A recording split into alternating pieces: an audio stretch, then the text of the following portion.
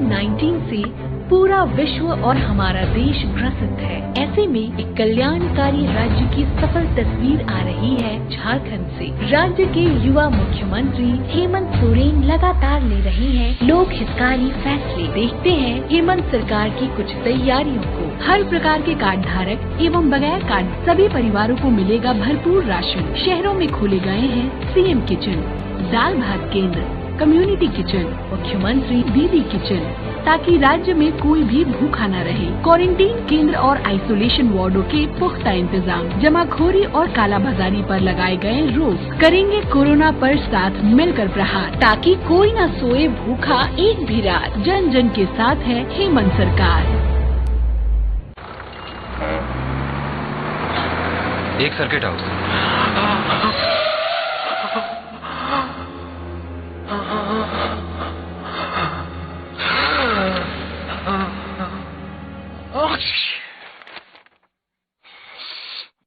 Novel corona virus बीमारी को फैलने से रोका जा सकता है।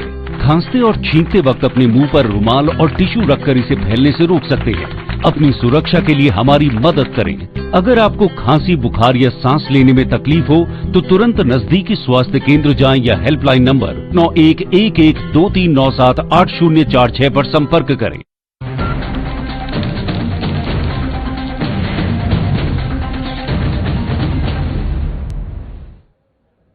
नमस्कार, मैं आपके साथ के राणा साधना प्लस देख रहे हैं आप। स्वागत है आप सभी का बिहार झारखंड बुलेटिन में। खबरों का सिलसिला शुरू करने से पहले एक नजर डालेंगे अब तक की सुर्खियों पर।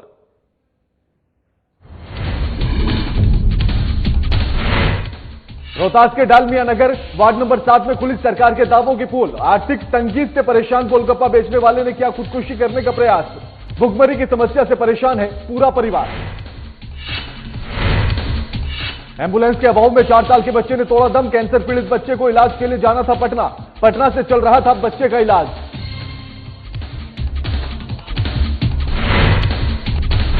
भोजपुर के बड़हरा में 25 वर्षीय युवक की कोरोना रिपोर्ट पॉजिटिव। युवक की ट्रेवल हिस्ट्री खंगालने में जुटा प्रशासन।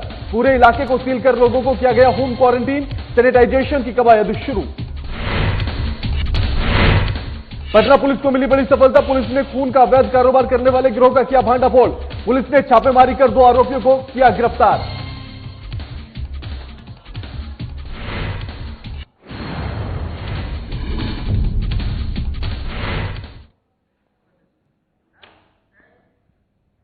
रोहतास से इस खबर को आपको दिखाते हैं, जहां सोशल मीडिया पर तमाम ऐसी आपको तस्वीरें देखने के लिए मिल जाएंगी जहां गरीब लोगों की सहायता करते हुए लोग फोटो खिंचवाते हैं और उसके बाद उन्हें सोशल मीडिया पर फैला देते हैं। लेकिन यह तस्वीर आपको जो झकझोर कर रख देगी। आए दिन हम सोशल मीडिया पर सरकार की घोषणाओं को देखते हैं, सुनते हैं। गरीबों को कुछ देकर फोटो शूट कर सोशल मीडिया पर पोस्ट करने वालों की कोई भी कमी नहीं है। वहीं आज ऐसे ही लोगों के मुंह पर करारा तमाचा लगा है। मामला है रोहतास के डालमिया नगर वार्ड नंबर 7 का, जहां सरकार की घोषणाओं पर लॉकडाउन तक सबको मुफ्त भोजन और अनाज देने का सच सामने आया है। दरअसल नीरज सोनी नामक एक गोलगप्पे बेचने वाले ने आर्थिक तंगी और भुखमरी की स्थिति उत्पन्न होने की वजह से आत्महत्या करने का प्रयास किया। फिलहाल नीरज एनएमसीएच में इलाजरत है और उसका इलाज चल रहा है। लेकिन सवाल सरकार पर, सवाल प्रशासन पर। द्वार है, रहने का कोई ठीक नहीं है। भाड़े का घर पे रहते हैं ना। हम लोग का राशन पता ही रहा, सरकारी सुविधा कुछ नहीं मिल रहा है। हम लोग घर में अभी 3 मेरा बाल बच्चा है, एक फैमिली 5 परिवार है। हम लोग घर में भूखे तड़प रहे हैं। किधर किधर से गांव मोहल्ले टोले मोहल्ले से मांग कर हम लोग खाते हैं। कोई देने वाला सरकारी सुविधा हम लोग को कोई के पास नहीं मिल रहा है। नहीं बना था। अब गरीब आदमी आप कमाएंगे तभी ना। अब वो जा रहे थे तो पुलिस के देने लगते हैं। अब कोई को मुआ दे लगे तो कोई दे दिया, और वो में इतने में क्या होगा। समस्या यही हो रही है सर कि हम लोग कमाने खाने थे, वो भी बंद हो गया। प्रशासन कमाने जाते हैं तो प्रशासन मानने लगता है, तो हम लोग कैसे कमाएंगे या खाएंगे बताइए आप ही। हाँ, हम लोग के घर में खाना कभी बनता है कभी नहीं बनता है। आदमी हम लोग कहें तो कमाने जाते हैं, फिर भी प्रशासन मानता है तो भाग के चले जाते हैं, घर में लुकाए रहते हैं। 4 दिन से लोग जो थे गरीब निम्न परिवार के लोग हैं, ये गोलगप्पा बेचकर जीवन यापन किसी करते थे लोग। और अचानक जो ये लॉकडाउन हुआ इससे परेशान ये पूरे मतलब परिवार थे, और यही कारण है कि इन्होंने फांसी लगाया। और मोहल्ला वासी जो है इनको उसका डोनेट किए, फिर भी स्थिति चिंताजनक है। अभी तक यहाँ कोई सरकारी सुविधा इन लोगों को मिला नहीं है। लॉकडाउन गरीबी से मर्द मेहरानों बच्चों से कमाने के लिए खर्चा नहीं कर रहा था, वो उब करके फांसी लगा, वो बच रहा है, अभी दवा हो रहा। कहाँ एडमिट है? नारायण मेडिकल में है। इस खबर पर हमारे साथ आरजेडी के प्रवक्ता मृत्युंजय तिवारी फोन लाइन पर जुड़ गए हैं। मृत्युंजय जी, स्वागत है आपका साधना प्लस पर। जी मृत्युंजय जी, सरकार की घोषणाएं, सरकार के वो दावे जो कह रही है कि लॉकडाउन के दौरान सभी को मुफ्त भोजन दिया जा रहा है, लेकिन तस्वीरें तो कुछ और कह रही हैं। अगर इस तरह से चाहे दिन आम हो या फिर लॉकडाउन वाले दिन हो, अगर कोई भी भूखमरी की वजह से, अन्न की वजह से अगर मौत को गले लगाना चाहता है, तो इससे ज्यादा शर्म की बात और कुछ नहीं हो सकती सरकार के लिए। क्यों मृत्युंजय जी? देखिए, ये बहुत ही शर्मनाक जी स्थिति है जी और बिहार सरकार लंबे चौड़े दावे करती है जी और हकीकत कुछ और है। जी सरकार होती है बेबस जी मजबूर लोगों के लिए और सहाय लोगों के लिए। जी और सरकार ने तो अभी जिस तरह से लॉकडाउन में दिखाया कि ये सरकार बिहार की सिर्फ खास लोगों की चिंता करती है, जी खास लोगों को कोटा से लाने के लिए अपने बच्चे को परमिशन दे देती है जी और आम लोगों के बच्चे वहाँ परेशान है, गुहार लगा रहे हैं, उनकी सुध नहीं ले रही है। उसी तरह से गरीब भोजन के अभाव में जी वो आत्महत्या करने पर मजबूर हैं जी और सरकार तरह तरह की घोषणाओं का अंबार लगाती है कि हम यहाँ राहत पहुँचा रहे हैं, वहाँ राहत पहुँचा रहे हैं। ये क्या राहत पहुँचा रही है सरकार, ये घटना तो खुद बयां कर रही है सरकार की हकीकत क्या है। जी जिस तरह से घोषणाएं तमाम हो रही हैं, लेकिन जमीनी स्तर की तस्वीरें कुछ और कहती है मृत्युंजय जी, फिर क्या किया जाए? ये सिर्फ घोषणाओं की सरकार है। ये सरकार का विदाई का समय आ गया है। कोरोना के इस संकट काल में भी सरकार को थोड़ी सी भी चिंता नहीं है। लाचार बेबस मजबूर लोग परेशान हैं जी और लोग सरकार के लोग सिर्फ घोषणाओं का अंबार लगाते हैं। जमीनी हकीकत धरातल पर कहीं कुछ नहीं दिख रहा है जी। यानी कि ये कहा जा सकता है जिस तरह से सरकार की स्थिति है या सरकार जिस तरह से भाषण दे रही है या फिर कहीं कि जिस तरह से घोषणाएं कर रही है, तो यानी कि सरकार यही कहना चाहती है कि उसका भाषण और उसकी घोषणाएं राशन है। बस देखिए, सरकार घोषणाओं के बल पर ही जी और चेहरा चमका करके जी अपनी सरकार को बचाने का प्रयास कर रही है, लेकिन इस सरकार का विदाई का समय आ चुका है। अब जब इस तरह की तस्वीरें मृत्युंजय जी जब इस तरह की तस्वीरें निकलकर सामने आती हैं, तब विपक्ष क्या करेगा? अब विपक्ष एक जिम्मेवार विपक्ष होने के नाते हम राष्ट्रीय जनता दल, हमारे नेता श्री तेजस्वी यादव जी जनहित से जुड़े मुद्दों को लेकर के सड़क से लेकर सदन तक आवाज उठाने का काम कर रही है। आज भी लॉकडाउन में जो हमारे और प्रवासी मजदूर भाई बाहर फंसे हैं, परेशान हैं और सहाय हैं, उनको हम मदद कर रहे हैं। और तेजस्वी यादव जी ने सरकार से कहा है कि अगर बाहर फंसे छात्रों को जो आपके पास गुहार लगा रहे हैं अपने घर आने के लिए नहीं ला सकते हैं, तो तेजस्वी यादव जी ने अनुमति मांगी है कि हमें अनुमति दीजिए, हम जा करके लाने की व्यवस्था करेंगे। इस सरकार के खिलाफ हम लॉकडाउन खत्म होने के बाद एक जन आंदोलन खड़ा होगा। इस सरकार के खिलाफ भारी आक्रोश है। अब ये सरकार जिस तरह से लोगों को ठगने का काम कर रही है, इसे जनता अब माफ नहीं करेगी। जी बिल्कुल बिल्कुल। शुक्रिया मृत्युंजय जी आपका हमारे साथ ये तमाम बातचीत करने के लिए और हम हमारे साथ अपना कीमती समय देने के लिए शुक्रिया आपका। मोतिहारी में इंसानियत ने उस समय दम तोड़ दिया जब एम्बुलेंस नहीं मिलने और आर्थिक तंगी में के कारण एक 4 वर्षीय बच्चे की मौत हो जाती है। मामला मोतिहारी के कल्याणपुर का है, जहां एक कैंसर पीड़ित बच्चे के इलाज के लिए पटना ले जाने के लिए एम्बुलेंस नहीं मिली, जिस वजह से बच्चे की मौत हो गई है। दरअसल बच्चे को ब्लड कैंसर था और उसका इलाज पटना महावीर आरोग्य संस्थान में चल रहा था। आपको बता दें कि वहां के इलाज से बच्चा स्वस्थ होकर 3 माह पूर्व घर वापस आ चुका था, पर बीते दिन अचानक उसके स्वास्थ्य में बिगड़ने लगी उसके स्वास्थ्य की स्थिति और जिसके बाद परिजन बच्चों को कल्याणपुर के पीएचसी लेकर आए। पीएचसी ने बच्चे की हालत देखकर उसे रेफर कर दिया, पर एम्बुलेंस की कोई व्यवस्था नहीं हो सकी। और प्राइवेट एम्बुलेंस के इंतजाम के लिए 10,000 रुपए की मांग की गई, पर आर्थिक रूप से कमजोर होने के कारण परिजन पैसे नहीं दे पाए, जिससे बच्चे की मृत्यु हो गई है। बोलो क्या हुआ? कल्याणपुर कहाँ गया था? कल्याणपुर गया था। कल्याणपुर किस लिए गए थे? बच्चा का इलाज कराने के लिए। क्या हुआ है बच्चे को? ब्लड कैंसर था उसको। तो डॉक्टर क्या बोले हैं? डॉक्टर बोल रहे हैं यहाँ से नहीं, पटना जाना पड़ेगा, महावीर वहीं के इलाज चलेगा। अच्छा, वहाँ से फिर अपने कुछ था नहीं सब हाँ गाड़ी पूरी का कुछ, तो बोल रहे हैं यहाँ से 5,000 रुपया लगेगा प्राइवेट लेकर जाने के लिए महावीर कैंसर है उसको। सुनील कुमार जो हमारे पास कल 8:40 पे आया था, वो हल्का बुखार और जो है नाक से ब्लीडिंग की शिकायत बता रहा था। उसका ऑलरेडी महावीर कैंसर संस्थान में इलाज चल रहा था 1 साल से। उसके अटेंडेंट ने मुझे बताया, तो मैंने कहा कि उसको 15,000 प्लेटलेट उसका था, इसलिए उसको हमने कहा कि मोतिहारी जाकर इसका मैनेजमेंट करवा लो, उसके बाद उसको पटना लेके चले जाना। लेकिन वो कह रहा था कि डायरेक्ट आप हम एम्बुलेंस प्रोवाइड कराएंगे पटना के लिए। कांग्रेस के नेता ब्रजेश पांडे फोनलाइन पर हमारे साथ जुड़ गए मोतिहारी से। ब्रजेश जी, स्वागत है आपका साधना प्लस पर। जी ब्रजेश जी, एक 4 साल का बच्चा सिर्फ इसलिए दम तोड़ देता है क्योंकि उसको एम्बुलेंस नहीं मिलती है, फिर सरकार की वो स्वास्थ्य व्यवस्थाएं कहां हैं जिनके दावे किए जाते हैं? देखिए, आज के समय में नीतीश की सरकार जी बुरी तरह फेल हो चुकी है बिहार में।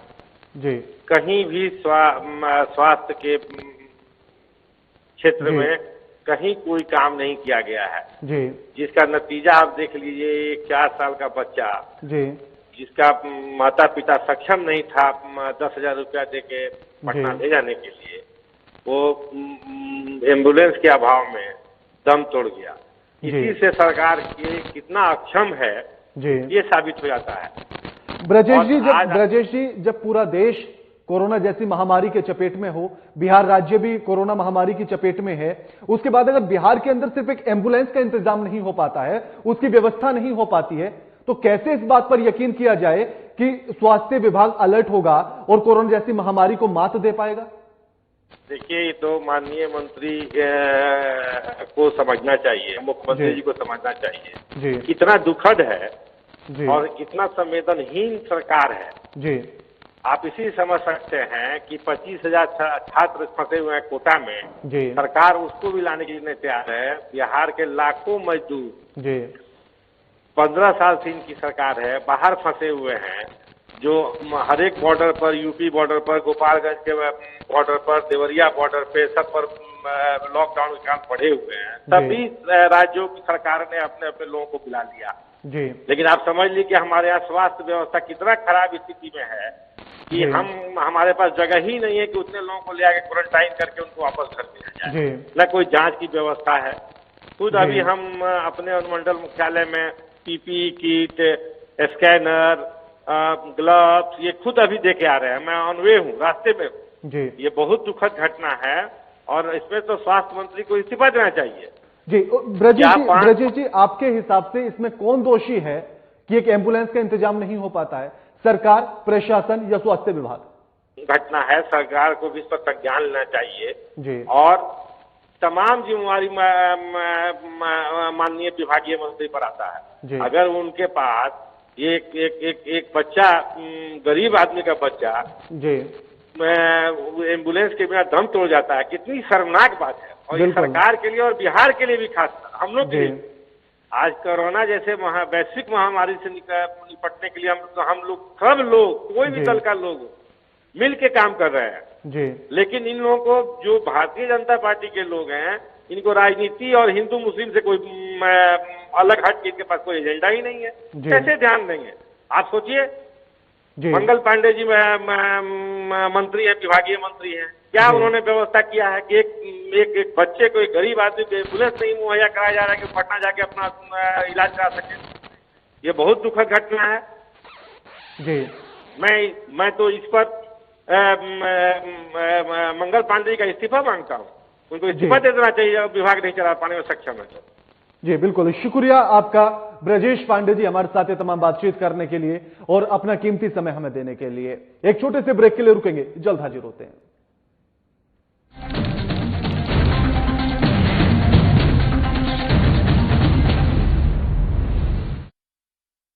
रहने की ताकत दुनिया को हमने दिखाई है, अकेले घर पर रहकर कोरोना की करनी विदाई है।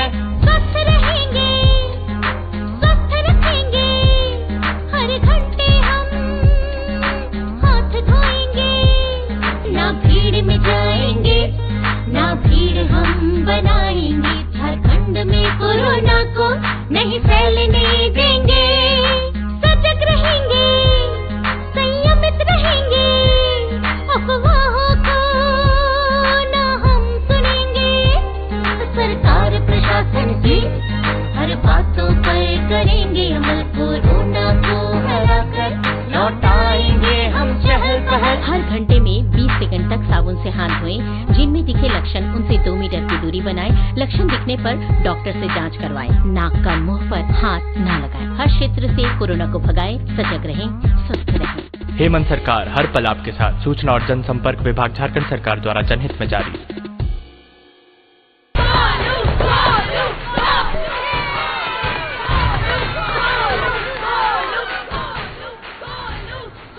बैटिंग तो अर्जुन कर रहा है, तो सब गोलू के लिए क्यों चीयर कर रहे हैं? वो तो घर पर बैठा है। अरे तुम्हें नहीं पता, वो इसलिए नहीं आया ताकि हमें इन्फेक्शन ना हो। नोवेल कोरोना वायरस बीमारी को फैलने से रोका जा सकता है। बुखार के साथ खांसी और छींक होने पर सार्वजनिक जगहों से दूर रहकर इसे फैलने से रोक सकते हैं। अपनी सुरक्षा के लिए हमारी मदद करें। अगर आपको खांसी, बुखार या सांस लेने में तकलीफ हो तो तुरंत नजदीकी स्वास्थ्य केंद्र जाएं या हेल्पलाइन नंबर 911123978046 पर संपर्क करें। प्रिय झारखंड वासियों, जोहार। आपको मालूम है हमारे राज्य में लॉकडाउन है और पूरे देश में भी लॉकडाउन है। आज पूरा देश और राज्य एक विकराल संक्रमण से गुजर रहा है। कोरोना वायरस की एक बीमारी फैल रही है, महामारी फैल रही है, और इससे बचाव के लिए हमने राज्य के अंदर में भी लॉकडाउन का आदेश दिया है। आज लॉकडाउन का मतलब है जो जहां है वहीं रहे, कम से कम लोगों के संपर्क में आए। बाकी जितनी भी जरूरत की चीजें हैं, जो घरेलू उपयोग के सामान हैं, वस्तुएं हैं, वो आप तक कैसे पहुंचे, ये इनकी सुनिश्चित सरकार कर रही है और वो आप तक पहुंचेगी। धन्यवाद।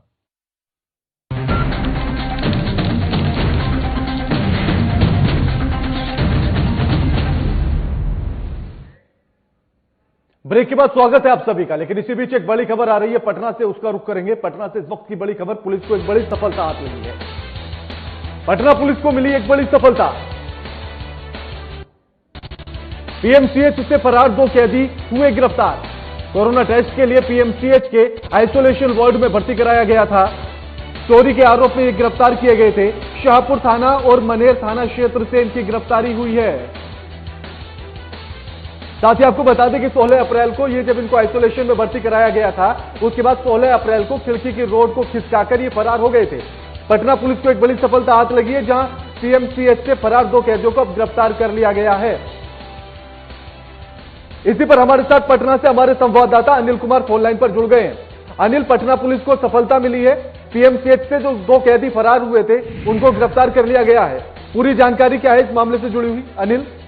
जी बिल्कुल राना, मैं बता दूं आपको कि पीएमसीएच के आइसोलेशन से ये दोनों कैदी जो है फरार हुए थे। ये 14 अप्रैल का मामला है, जहां पे बुद्धापल्ली थाना की पुलिस ने 3 चोरों को गिरफ्तार किया था और उन्हें जेल भेजने से पहले कोरोना टेस्ट कर आइसोलेशन वार्ड में पीएमसीएच में रखने की कवायद की गई थी, जिसमें कि ये दो आरोपी जो है वो पीएमसीएच के आइसोलेशन वार्ड से भाग गए थे। वही आपको बता दें कि इन दोनों को पटना पुलिस ने अब गिरफ्तार कर लिया। मनेर से इनकी गिरफ्तारी की गई है।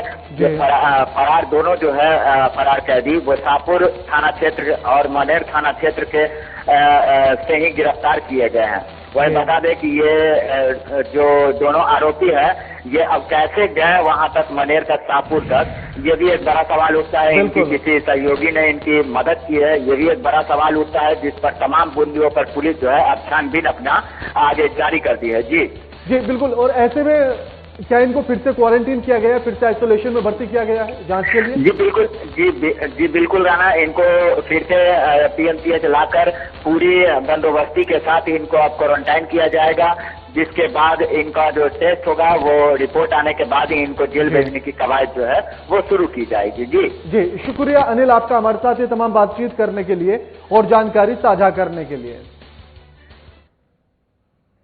भोजपुर जिला के बड़हरा प्रखंड में 25 वर्षीय युवक के कोरोना वायरस संक्रमण में आने के बाद जिला प्रशासन काफी सजग हो गया है। कोरोना पॉजिटिव 25 वर्षीय युवक के बड़हरा प्रखंड के अंतर्गत आने वाले गांव को जिला प्रशासन ने सील कर दिया है और आवागमन पूरी तरह से ठप कर दिया गया। एहतियात के तौर पर जिला प्रशासन ने इस गांव के 3 किलोमीटर में आने वाले सभी इलाके के लोगों को आवागमन पर पूरी तरह से रोक लगा दी है। इलाके को सैनिटाइज करने की कवायद भी शुरू हो चुकी है। वहीं इस संक्रमित युवक के संपर्क में आए सभी लोगों को क्वारंटीन कर दिया गया है और इनका सैंपल जांच के लिए एनएमसीएच भेज दिया गया है। जिला प्रशासन फिलहाल इस युवक की ट्रैवल हिस्ट्री खंगालने में लगी हुई है और जल्द ही इसके संपर्क में आए सभी लोगों को आइसोलेट किया जाएगा। हालांकि इस युवक के संक्रमण में आने के बाद कई तरह की अफवाहें उड़ाई जा रही हैं, जिससे बचने की अपील जिला प्रशासन लगातार कर रहा है। वहीं अब जिले में भी पुलिस के द्वारा काफी सख्ती बरती जा रही है। और कल हमको इसकी सूचना शाम में करीब 3:30-4 बजे मिली कि आपके ब्लॉक में एक कोरोना पॉजिटिव केस मिला है। तो एहतियातन हम लोग अभी इस पे लोरी पदाधिकारी से बात करके इस एरिया को तत्काल सील कर दिया गया है प्रॉपर, और सारे लोग को आइसोलेटेड और क्वारंटाइन का प्लान चल रहा है और उसको थर्मल स्कैनर द्वारा मेरा प्लानिंग है जांच कर ले उसको, और एहतियातन उस पूरे रामपुर गांव को 3 किलोमीटर को सैनिटाइज करने का प्लान भी है और वहाँ पर ब्लीचिंग पाउडर के भी छिड़काव की कोशिश की जा रही है और हमारे सारे पदाधिकारी काफी एक्टिव हो गए हैं। रिजल्ट अभी आया है जस्ट, उसकी कनेक्शन जवाहर टोला से भी है, क्या है? जी, उनका बहन हमारे यहाँ शादी हुई है और वो बहन के यहाँ आए हैं। तमाम लोगों अगल बगल के कह रहे हैं, हम चाहते हैं उनकी पूरे फैमिली के, उनका जो रिलेशन है उनका पूरा फैमिली को क्वारंटाइन में ये जिला प्रशासन रखे, और जो यहाँ लोग भयभीत हैं उनको हम लोग जागरूक किए हैं कि बचना है, कोरोना से परहेज करने पर, सतर्क रहने पर कोरोना को हराया जा सकता है।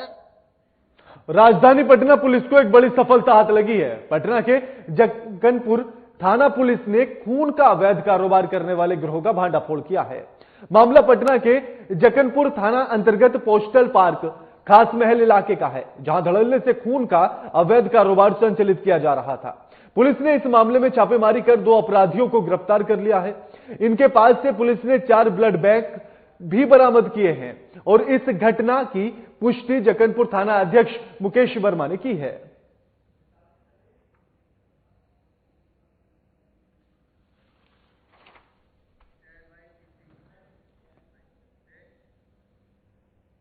पूरा विश्व अभी भी कोरोना वैश्विक महामारी से लड़ रहा है, पर भारत का पड़ोसी मुल्क पाकिस्तान अपनी नापाक हरकतों से बाज नहीं आ रहा है। पाकिस्तान के द्वारा लगातार सीमा पर आतंकियों की घुसपैठ कराने की कोशिश लगातार जारी है। वहीं कश्मीर के सोपोर में आतंकी हमले में सीआरपीएफ के 3 जवान आतंकियों के हमले में शहीद हो गए हैं, जिसमें बिहार के रहने वाले एक शहीद जवान राजीव शर्मा का पार्थिव शरीर पटना हवाई अड्डे सेना के जहाज से लाया गया। उनको अंतिम विदाई सेना के अधिकारियों सहित सभी गणमान्य लोग मौजूद रहे और उनकी अंतिम विदाई देते हुए उनके पैतृक आवास वैशाली उनके पार्थिव शरीर को ले जाया गया है। जो आतंकी हमला हुआ उसमें सोपोर जम्मू कश्मीर में वो शहीद हो गए।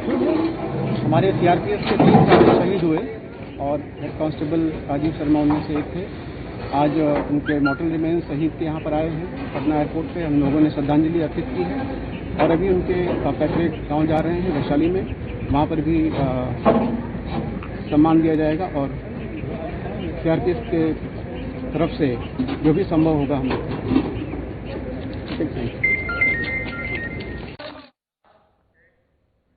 देश ही नहीं बल्कि पूरा विश्व कोरोना महामारी के संक्रमण को जल्द से जल्द खत्म करने के लिए तमाम कोशिशों में जुटा हुआ है, लेकिन इसके संक्रमण को फैलने से रोकने पाने में पूरी तरह से असमर्थ है। धनबाद जिले के डीएवी कोयला नगर में आईटी टीचर बालकिशुन सिंह ने एक ऐसा डिवाइस तैयार किया है जिससे कोरोना संदिग्ध मरीज की पहचान भीड़ में भी बड़ी आसानी से की जा सकती है।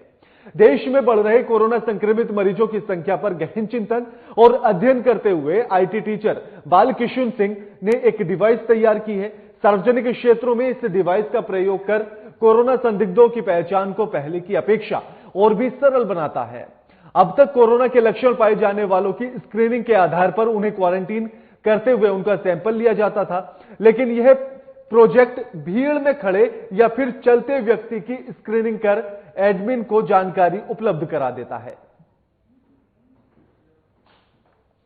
प्रोजेक्ट प्रोटोटाइप में तैयार कर रहा हूं, जिससे कि कैमरा की मदद से जो भी संक्रमित कोरोना से जो संक्रमित लोग हैं उनको मैं डिटेक्ट कर सकता हूं, और उनका जो भी अगर संक्रमित है तो उनका जो सारा इंफॉर्मेशन में सरकार तक जो भी एडमिन जो रहता है डिस्ट्रिक्ट लेवल उन तक पहुंचा सकता है। किस तरह से वर्क करेगा ये क्या किसी एक पर्टिकुलर जो सार्वजनिक स्थल पे इसको इंस्टॉल किया जाएगा, या तो रेलवे स्टेशन, एयरपोर्ट या बस स्टैंड या फिर कोई भी मंदिर कहीं पे भी इसको इंस्टॉल किया जाएगा, और वो एक कैमरा जो है उसको डिटेक्ट करेगा, जो भी ह्यूमन टेम्परेचर को डिटेक्ट करेगा, और उसको जैसे अगर ह्यूमन टेम्परेचर अगर इंक्रीज करता है जो कोरोना का सिम्टम्स भी है तो वो तुरंत कैच करके तुरंत कर सकते हैं। कोरोना वायरस के संक्रमण को रोकने के लिए सरकार और प्रशासन हर मुमकिन कदम उठा रही है। सोशल डिस्टेंसिंग को लेकर लोगों के घरों तक सामान पहुंचाने जैसे तरीके भी अपनाए जा रहे हैं। इसी बीच बोकारो उपायुक्त और जिला प्रशासन कोरोना वायरस महामारी के संक्रमण से बचाव के लिए नए नए तरीके अपना रही है। स्माइलिंग बोकारो के नाम से सैनिटाइजर के उत्पादन और सब्जियों की होम डिलीवरी के अलावा अब आरसीटी सेंटर में 3 लेयर मास्क बनाने का कार्य भी शुरू कर दिया गया है।